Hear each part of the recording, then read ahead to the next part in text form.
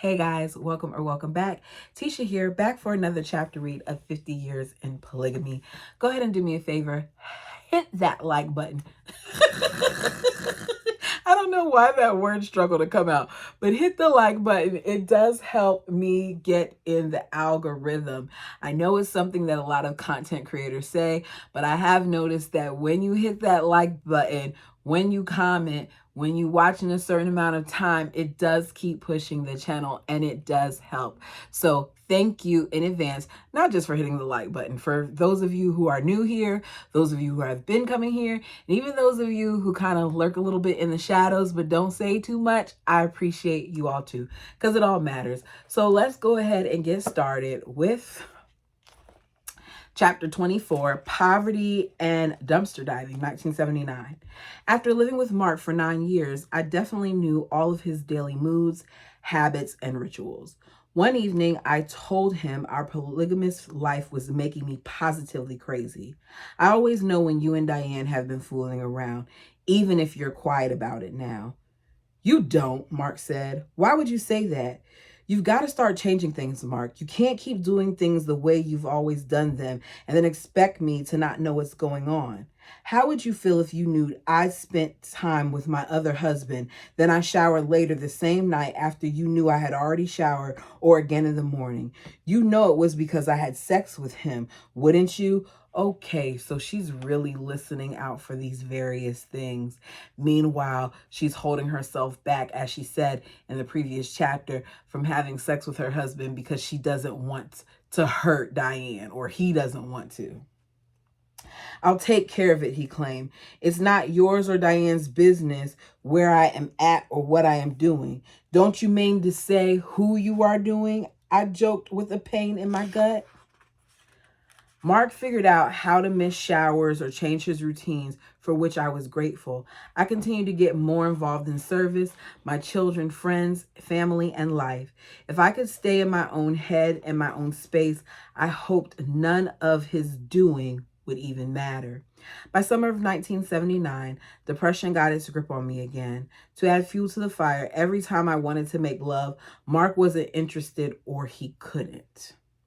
I was sure it was because he was having more sex with Diane while she was nursing and couldn't get pregnant. And I already was. He tried to assure me that my concerns were unfounded. He promised he'd never been repulsed by my body and would always love and adore me, no matter what size I was or would ever be.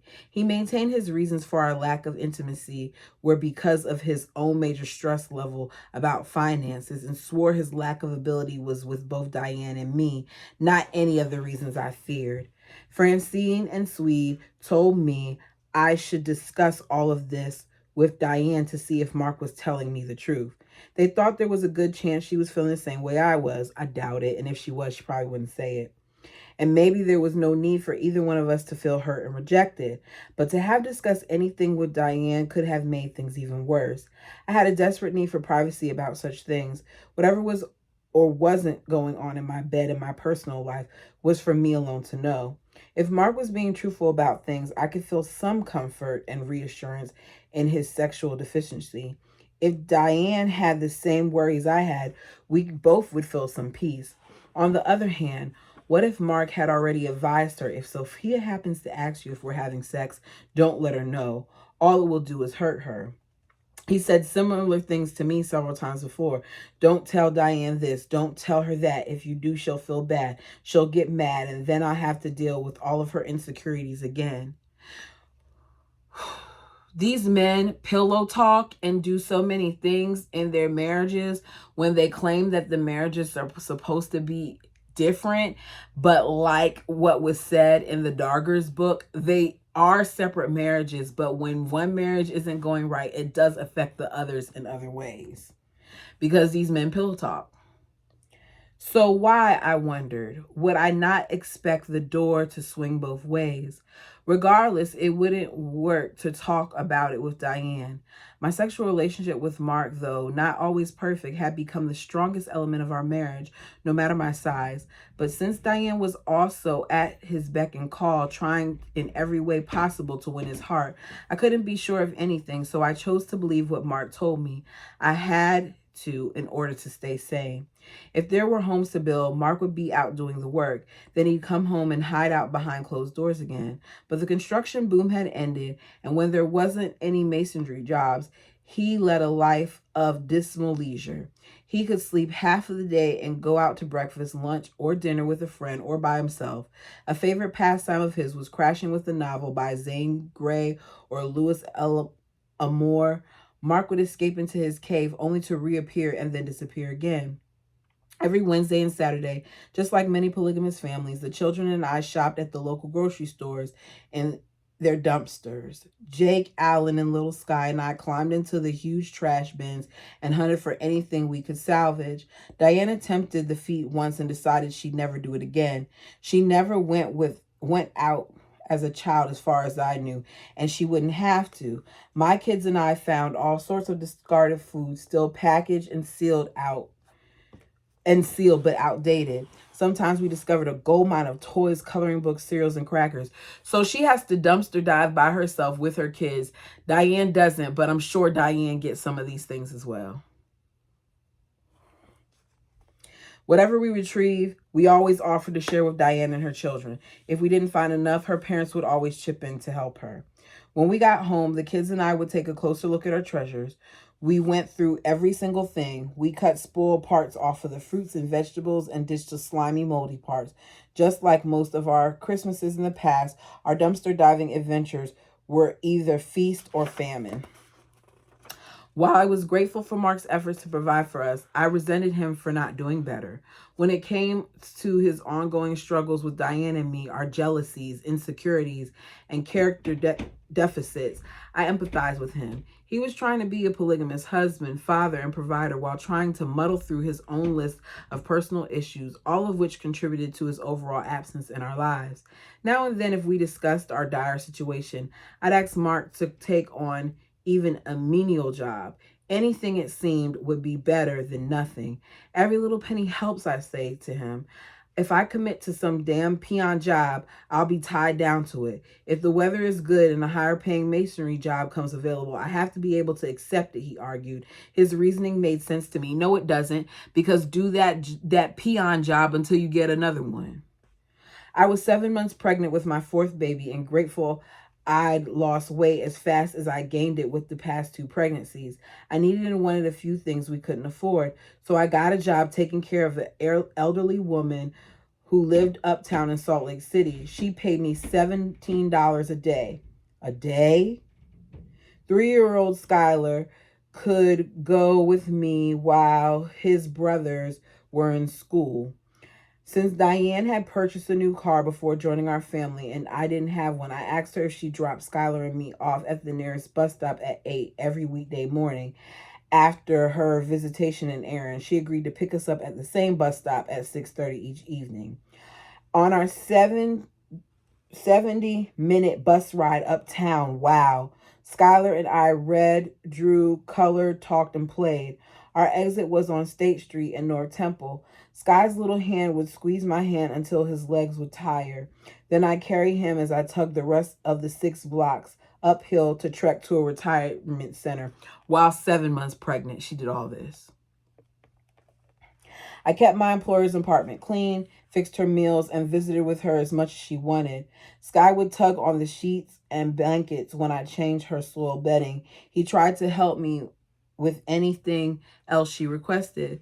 When she napped, Skylar and I would delight in a few moments of fresh air and sanity in the courtyard. 6 hours later, on our long trek back to the bus stop, I carried worn-out Sky on the side of my bulging pregnant belly.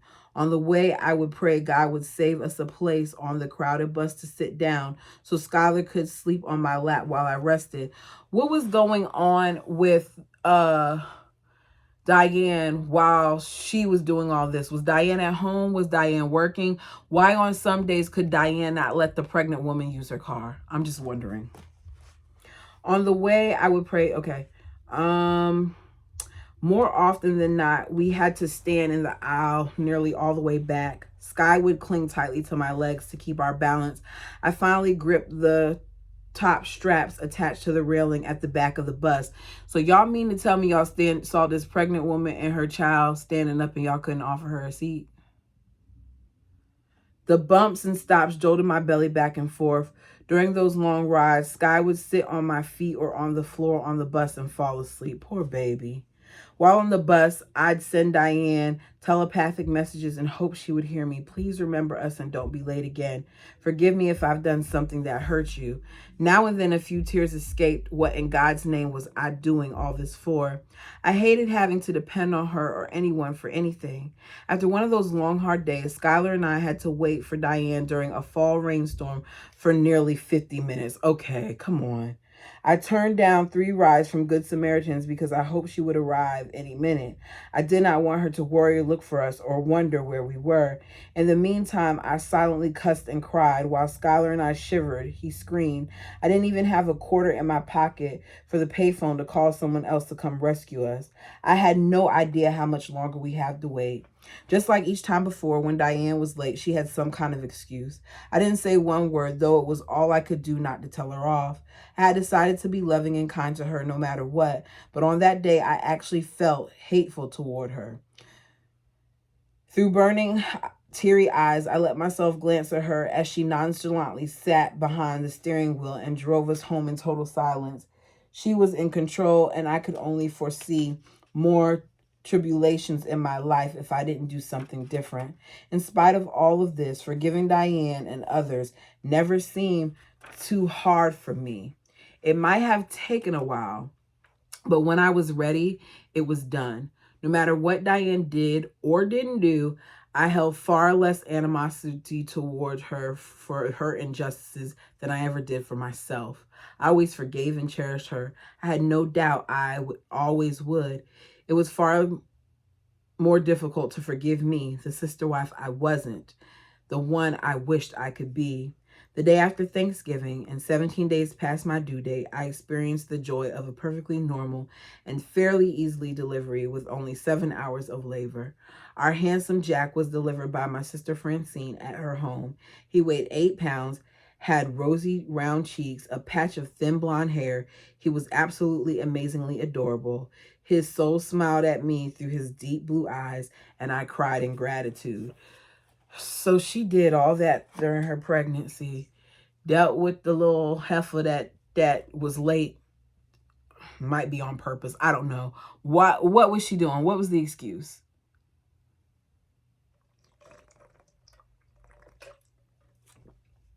Anyways, I don't like Diane.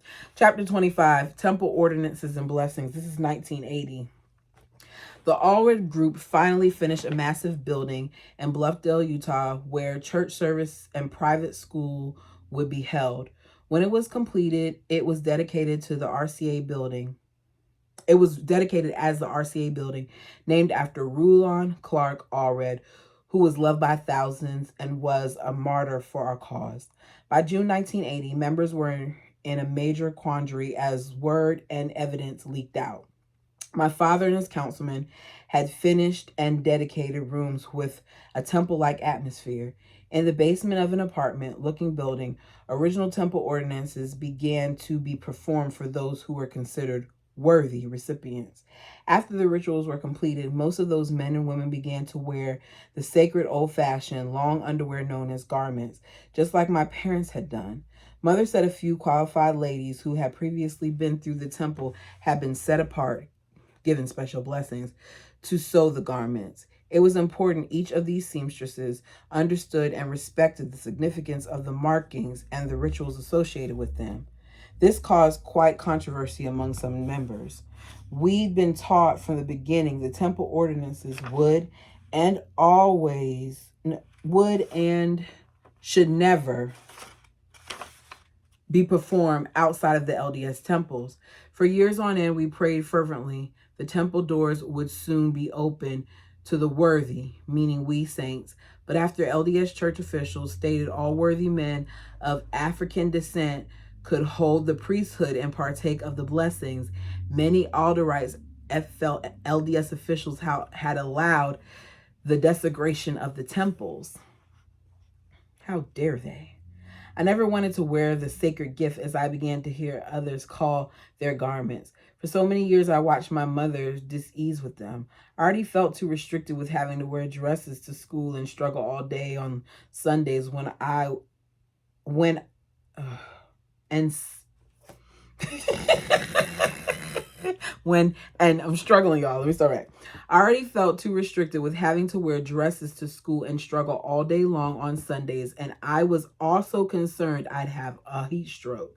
The most confining part of the gift was couples were advised not to take them off even during lovemaking. I want to see what one of these things look like. I was in a physical and spiritual dilemma. Part of me was relieved Mark, Diane, and I were never called or considered worthy recipients. While several families became pushy and demanding about getting their temple work done, the other part of me was perplexed and despondent for not doing the same.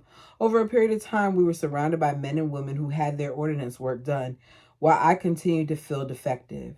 With several families in the group, Mark and I both felt my father and other council members had begun to dole out those endowments as if they were prize money. They pretty much be granted to anyone who knew how to charm or beg their work to be done also. Neither of us wanted to be placated. I wanted to want the garments and be worthy, but I didn't and wasn't. Mark refused to suck up to Dad, so he'd be asked to serve the sacrament, speak in meetings, speak in meetings, or be called for specific priesthood duties or functions. In fact, he said, I certainly don't need to wear garments so others will think I'm a good man. I agreed with him wholeheartedly. We felt there were many who were granted blessings under the guise of being pious and devout members. My heart and head were in a dither. I didn't want that gift, yet without having our ordinance work done, Mark, Diane, and I couldn't receive blessings of protection through wearing the garments. Neither will we be exalted into the celestial kingdom without them. So you mean to tell me that you got to have that in order to reach the kingdom? So you got to have a certain amount of wives, you got to have a certain amount of kids, and you got to have this garment? I'm confused. My father told me not to worry about it. He explained how pressured he felt by some of his council members, even though he felt they should have waited until Christ returns to set church in order. Dad said his brethren, the council members, felt there were too many righteous and faithful men and women who would benefit from those extra blessings right now. So he got pressured into doing things, which isn't good. Our original intent, Dad explained, was very few under specific qualifications would be called for these blessings. But then things got out of hand. Men and women thought, if he is worthy, then I am. And if she's laudable, then so is my wife. And if they get to have their temple work done, why can't we? Dad looked penitent as he continued. Yes, now we're just as guilty of being out of order as in our mother church, who has ordained the blacks to the priesthood. Because being a person of color is considered like a curse in their faith. We've done some grievous things. The Lord is very displeased with us for giving these holy ordinances to so many unworthy people. Those blessings may damn them, us even further. And my brethren and I will be held accountable to God for our mistakes. Though I felt like an alien around all my brothers, sisters, and friends who were wearing their gifts, I thank God that Mark and I were off the hook. I was elated that we didn't qualify as others had. Those garments would surely cramp our lifestyle, make me feel guilty for accepting ordinances I wasn't comfortable with, and damn us even further. The fights and anger were not solely between Mark and me. Not since week one of his and Diane's marriage. When I would hear them argue, I was ashamed of my few seconds of glee. Moreover, I felt compassion for Diane's sorrows. I understood her battlefield well. The rationale for our regular disputes was nearly the same. Like me, Diane felt she had to defend her children when Mark raged at them, called them names, or spanked them far too hard. Though we seldom dared talk about those awful moments, I felt sure she had the same needs, feelings, and fears I did. But neither Diane nor I had the courage to know how to change things. Not only that, if one of us talked about his behavior, she'd be in the doghouse for who knew how long, and he always had the other wife waiting with open arms. While Wade's brother Chad spent his summer of 1980 with him, I drank up his flirtatious attentiveness like I'd been dying of thirst. I lost a lot of weight during my pregnancy and felt wonderful. Chad's words of admiration made me feel beautiful. Every smile, laugh, and conversation we shared momentarily filled the gaps in my low self-esteem. His doting friendship, became so addictive. His doting friendship became so addictive, it was hard for me to stay away. It was even more difficult for me to leave after I rarely stayed there too long. Through all of Chad's risky propositions and promises of love, I knew his ultimate goal and assured him I would never give in. I lived to regret it, lose my family and everything dear to me, and for sure go straight to hell, I told Chad. More than any other reason on earth, though, I wanted to be loyal to Mark because I love him. The toughest guilt was the craving I felt for Chad's attention because you didn't get none from your husband. While Mark was so very absent in my life, on my way home, I'd swear to stay away longer and avoid him, as my mother warned, like the plague. I was so humiliated I wanted to climb under the table and disappear. If my dad and siblings knew I was asking the government for assistance, they would have been ashamed of me. Mark didn't want me to ask for assistance either, but I couldn't go for one more minute wondering how or when the children would get their next meals. It won't pay for me to go to work right now, I explained to the service worker, whom I felt was asking too many snoopy questions. I couldn't earn enough to pay for gas and a babysitter, and if I did, there wouldn't be any money left to feed or clothe my kids anyway. After the painful interrogation, I promised not to exchange my food stamps for money, give them away, or share the food I'd purchased with anyone other than my own family. I knew I had no choice but to commit a lesser sin in order to live a higher law. There was no way I could have food in my cupboards and fridge and meals on the table and let Diane and her children go without. Besides, they were my family. After she and I made a long list of groceries together, it took me hours to muster up the courage to go to the grocery store. Then it took me 10 minutes to become brave enough to take my grocery cart to the checkout stand. I felt like a criminal who was stealing from everyone on earth. The crisp food stamp bills might as well have had noise sensors that shouted, "You slothful scum, you have food stamps." My inside shook and held my breath. The clerk counted them out and gave me the look, or maybe I only imagined she was judging me. I cried all the way home, some of the tears drenching my shirt from being so fearful and embarrassed, but most were from gratitude. At last, we had provisions from the grocery store rather than from the dumpsters. We would finally have balanced and nutritious meals on our tables and junk food to boot. So once again, she's the one who's making the sacrifice. Why didn't her other sister wife go too? Here's the thing. I'm not knocking anyone if that's what they have to do, but it does make it a harder pill to swallow when you know you're already struggling and then y'all keep having children. That's the part that doesn't set well with a lot of people. If you're struggling, don't not use the right measures to make sure that you're not creating more life. And that goes for everybody, not just polygamists. It seems at times Jake and Alan argued every day over everything. They teased and tormented each other and Skylar until I thought I could go ballistic and turn into a monster from hell. I plead, bribe, separate, ground, or restrict them from privileges they didn't really have. I was the most consistent mother on earth at being the most inconsistent. I had a paddle in my hand, but whenever I smacked their bottoms to get their attention, they laughed. Spanking or hitting them when I was angry was not an acceptable option. It hadn't been for years. If Mark happened to be reading in the bathroom when the commotion took place, he'd storm out and yell at them. Do what your mother tells you to. Get off your lazy asses and stop acting like little shitheads. Depending on his moods and patience level, he might add some smacks, punches, or spankings to his demands before he retreat again. Since I could never be sure how volatile Mark might be at any given moment, I never wanted him to discipline our kids. But I hope my idle threats of his wrath would suffice so they behave themselves. Sometimes at work, most of the time not knowing what to do, I would withdraw further into my realm of inadequacy and cry. Diane walked up the stairs and leaned over the wrought iron railing in my kitchen. I was sitting at the table writing in my journal. Mark was fixing some food near the stove while the three of us began to laugh about the adorable things our little kids were saying. I watched a beautiful ray of light pour through the south window. The rainbow reflection touched my right shoulder and bounced onto Diane's left. Mark smiled at me and then at Diane. Then she and I smiled at each other.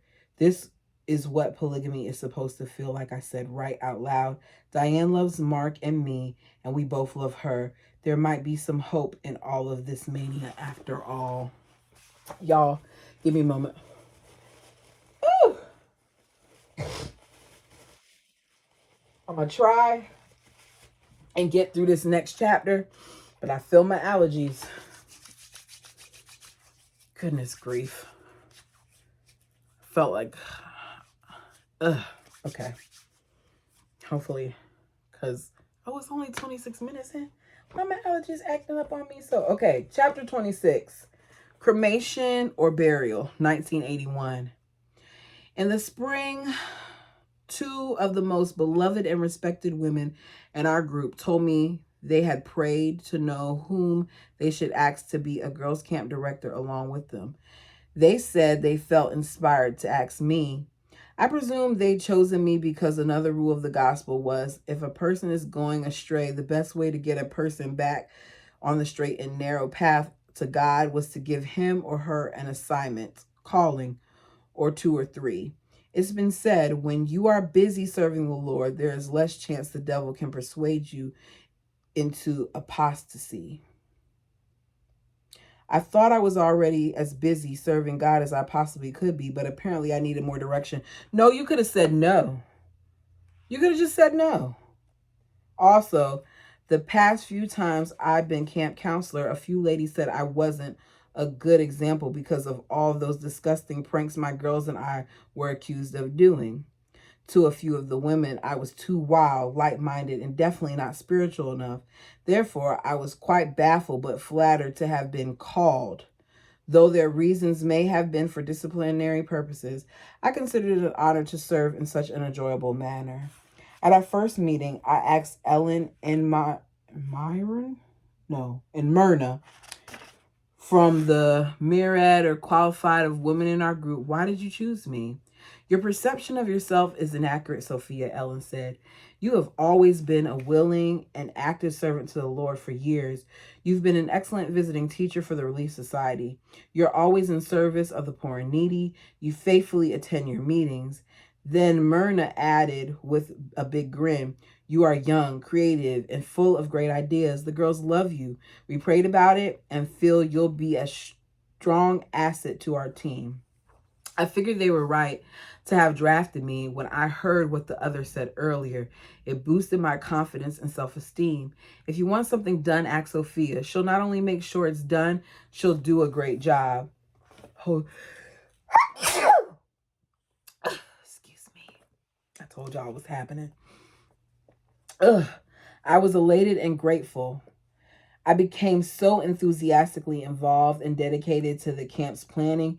It seemed I had 3 different lives, 2 of which I was becoming an absolute failure at.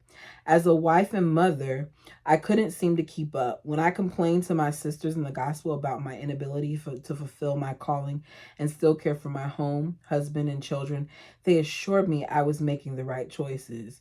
I was busy doing the work of the Lord, therefore, He would take care of things. Okay, so I can't take care of my kids, but y'all think the answer is for me to keep doing this stuff. You got to make sure your home is straight, too.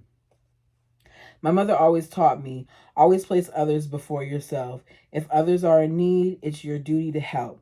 I watched Aunt Eleanor play that role to a T. Whether it was my time, energy, or God given talent someone needed, I was there.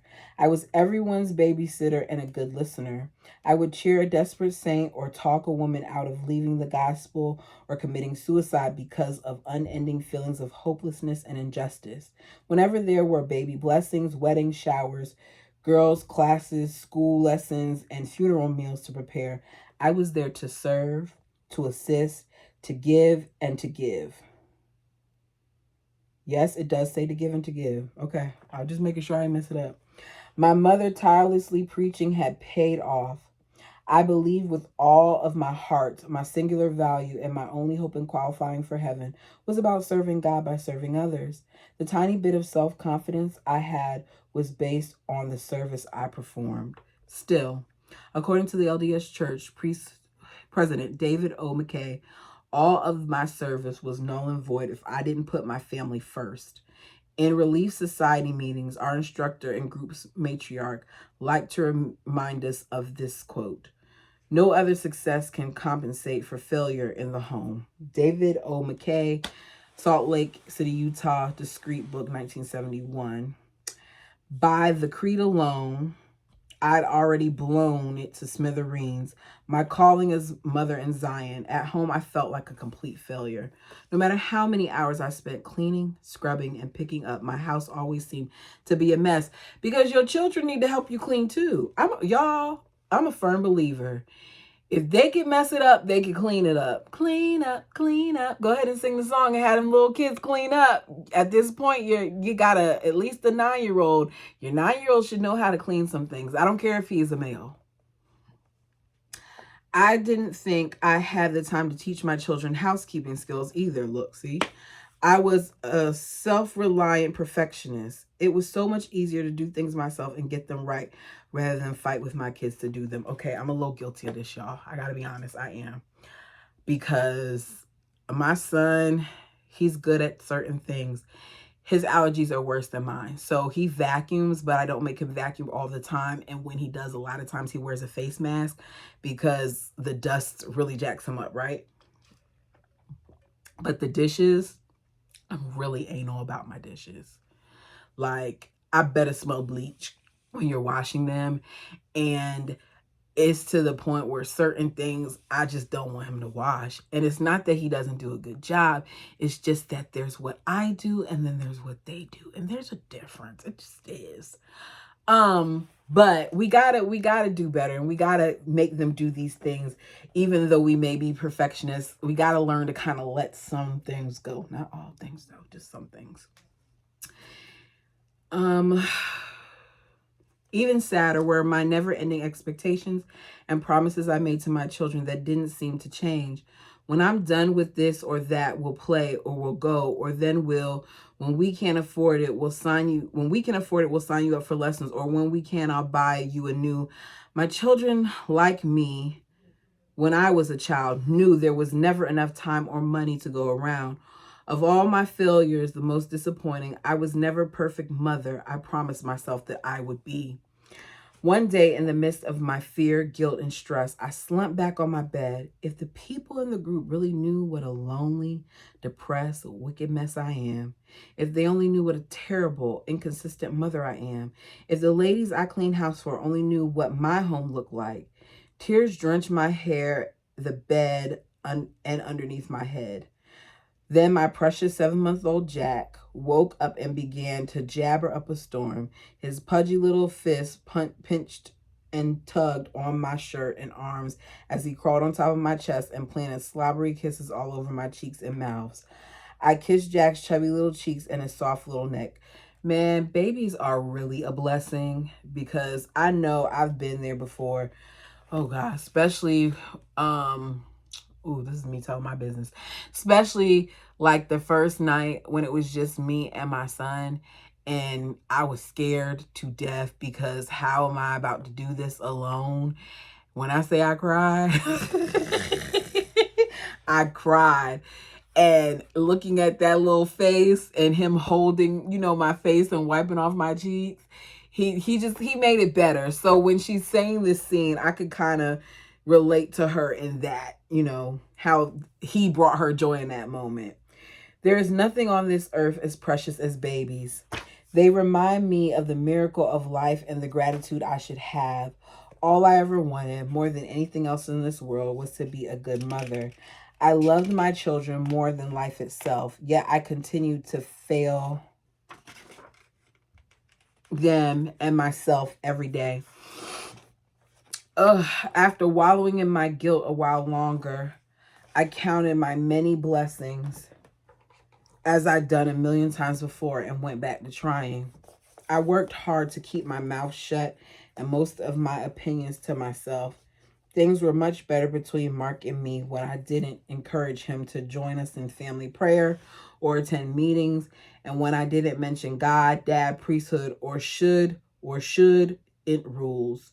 When I didn't pressure Mark about my religious expectations, he showed me more love and acceptance. So Mark just don't want to have nothing to do with any of this. Ooh, my nose is itching. Our daily lives seem black and white. Give me 1 second, y'all. On the white side, Mark's goodness and kind-hearted ways deeply drew me in.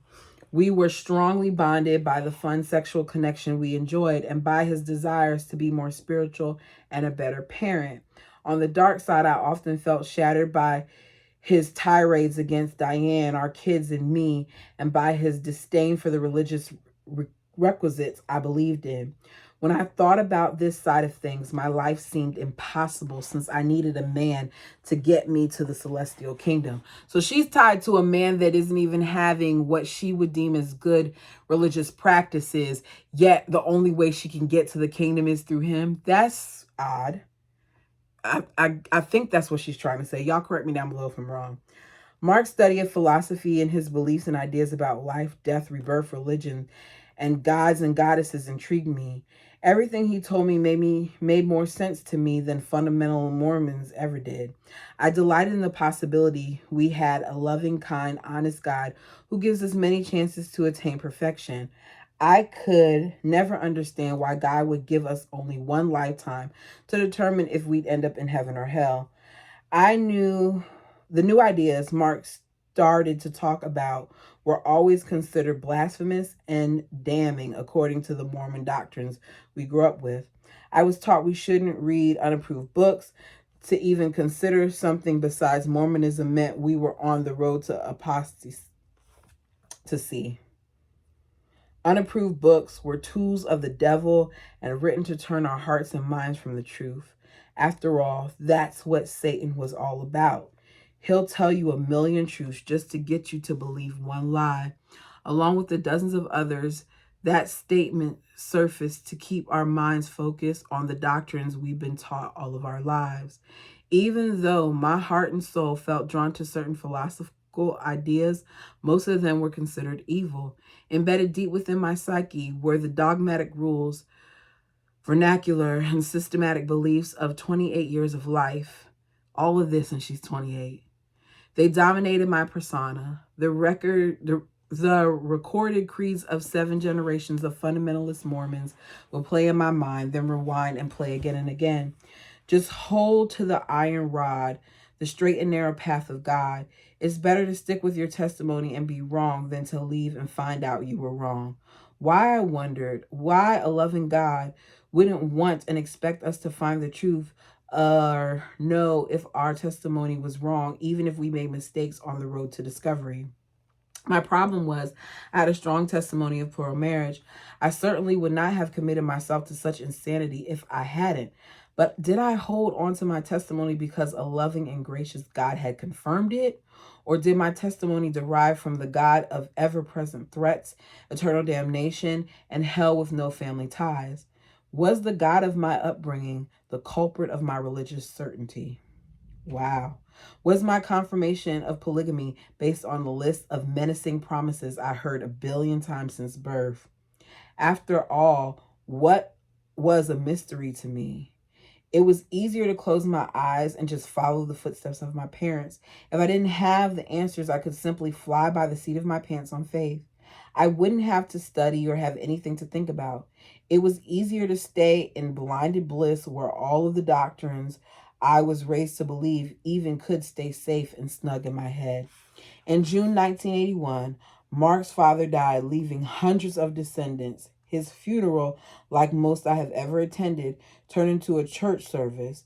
Those who spoke admonished his sons, daughters, and grandchildren to carry on the practice of plural marriage and bear as many polygamous children as possible, who would in turn continue to revere his name and carry out his legacy.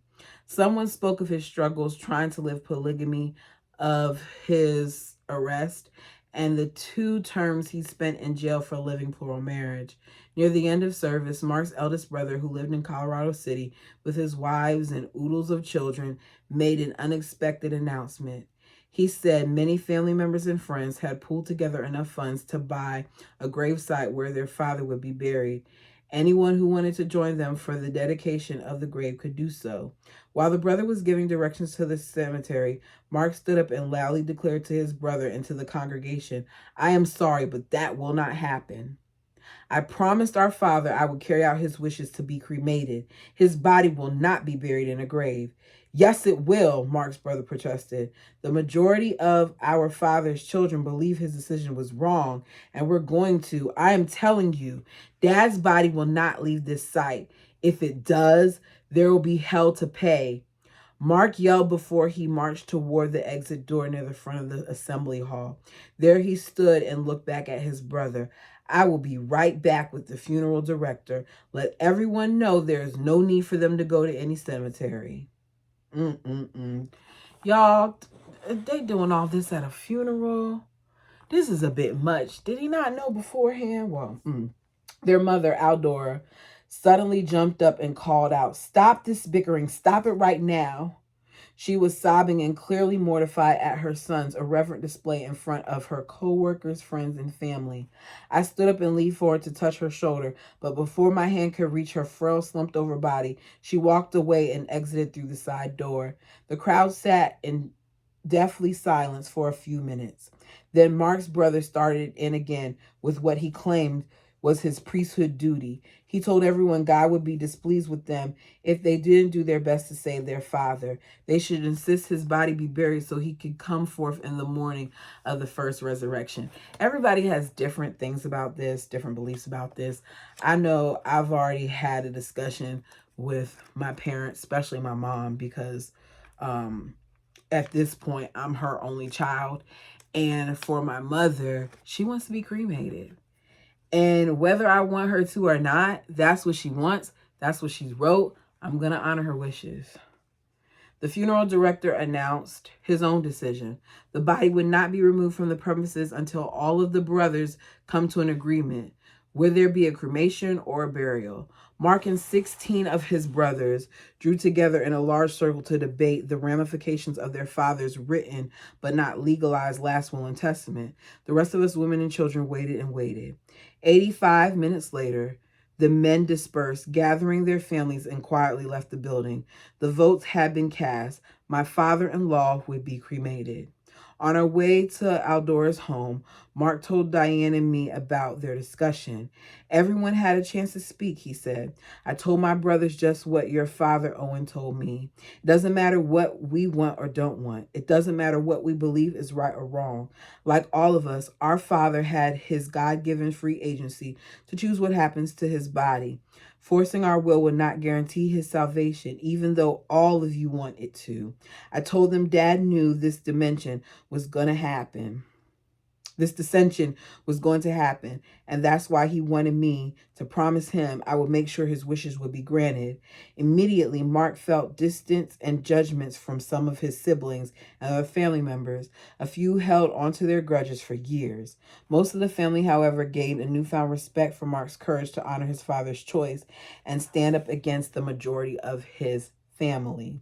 Aldora was the first of Mark's father's 6 wives and the only one still with him for many years before he died.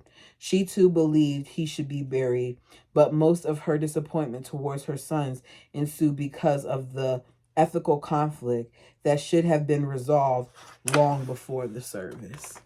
And that is the end of chapter 26. Y'all, what do y'all think? Put it down below. I was going to try to do another chapter, but the way I'm sounding, I might need to hold off and drug myself up a little bit. Anyways, let me know what you think. Like the video, comment down below. Until next time.